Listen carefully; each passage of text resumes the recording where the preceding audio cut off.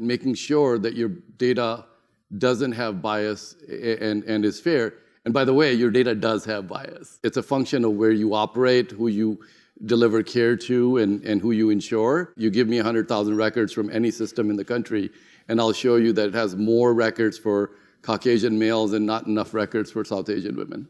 I'm super excited for this conversation on one of our favorite topics, data, and how that will impact AI in the future. What does it actually mean to get our data ready for AI? Where we spend about a huge amount of time and effort trying to make data into these very rigid, structured formats. Where I think we're going is actually we're going to do what people in modern large language models and AI do, which is, we map the raw data into a vector space. It has a much more sort of flexible structure. We'll kind of get away from working so hard to try and make everything rigid and perfect and clean. And I actually think that it will lead to a lot of progress. A lot of these things that we've been tripping up over for, honestly, 20 years, especially with interoperability, it's just going to get better. I'm actually quite optimistic. Many of our AI models are about prediction of things, and prediction of things, often prediction across time. And having our data sets ready to tell stories across time is particularly important because it provides context, right? So context for this data element and what happened before and what comes after. We live lives, and lives provide longitudinal context. So if we think about healthcare or living life across time as essentially the data backbone, now we can layer on many different data types across that data backbone. I think there's a huge cultural change that needs to happen inside of organizations around data. There's more of a defensive framework as opposed to an offensive framework. It's like, how do we ensure that the data is not misused as opposed to how do you ensure that the data is actually used? We're ignoring the fact that your chief regulatory officer is in our office right now trying to tell a few people what not to do as opposed to tell them what to do. I have a company that needs to be taught to look at the data, to ask the questions about the data. And right now, we already have lots of data available to us that no one's looking at. So the answer isn't we need more data. We do need more data, to be clear. We need to actually teach people to use data in their everyday work. I'm curious to hear what you're seeing as either historically underutilized or maybe novel data sources that are becoming more useful. To me, one of the most interesting sets of data that exists in healthcare is the call center data.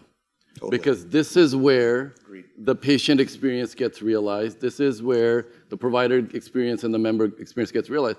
All the complaints are there. All the solutions are there. All the frustrations are there. So while it's exciting to get claims data and provider data, I would love to get my hands on as much call center data as possible because that's where the human sort of interacts with the system. Okay, so I'm going to shock everyone by saying that my favorite data type as the former chief data officer of the Broad Institute is human genetics. Never would have guessed that. No, but there is a way in which I feel my genetic chauvinism is merited, is that there is something unique about it, which is causality. And the fact that the chromosome you get from mom and the chromosome that you get from dad is randomized means that we really can infer, when we see correlation with genetic data, we can infer causation in a way that we can't with almost anything. It really has led to a revolution in our ability to find new drug targets. Where do you see data impacting AI in the next 5 years? AI and data that helps us with hyper-personalization of care. Our own healthcare should be hyper-personalized to what is the best to improve our own personal health outcomes, and that should be continuously improving or adjusting across time, and that's how data and AI should play out. We need a universal patient record, period, full stop. We need to just kind of solve the basic infrastructural problems and drive higher levels of data literacy. Every third grader should know the difference between correlation and causation. Done. We just can't continue the way we are today with so many data silos, not just within an organization, but across the industry. If Optum has your data, you have concerns because they're competing with you. But at the same time, all of this data collectively has intrinsic value for social good in the healthcare space.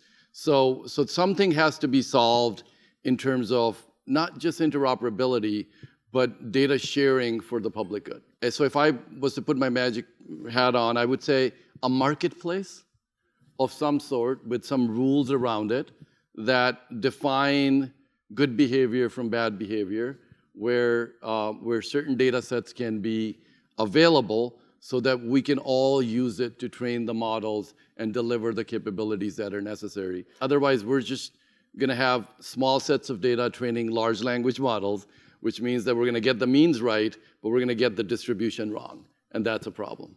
The amount of medical knowledge that's known that could actually be important in the care of any individual patient is greater than what any human being can keep in their head, no matter how smart they are. And bad outcomes happen, errors are made, misdiagnoses, not following the guidelines, not because doctors aren't dedicated, it's too complex for any person to keep in their head.